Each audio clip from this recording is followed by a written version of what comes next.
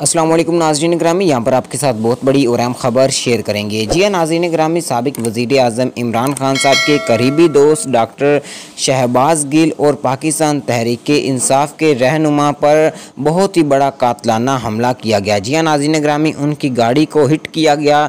उनकी गाड़ी को हिट करने के बाद वो काफ़ी ज़्यादा ज़ख्मी हो गए हैं। उनका एक बड़ा इंटरव्यू सामने आ चुका है। उस इंटरव्यू में उनका ये क्या कहना है, आइए आज की इस वीडियो में हम आपको बताते हैं। वीडियो को आखिर तक लाजमी देखते रहिएगा। वीडियो को लाइक कर दें, मजीद अपडेट के लिए चैनल को सब्सक्राइब कर दें। नाज़रीन ग्रामी, डॉक्टर शहबाज गिल साहब का ये कहना था, मुझ पर कातलाना हमला करवाने वालों को मैं ये बात बताना चाहता हूँ, अपने मौला और कौम की दवाओं की वजह से अब तक मैं जिंदा हूँ। मेरी गाड़ी का पीछा करके जानबूझकर हिट किया गया, ये मंसूबा के तहत सब काम हुआ है।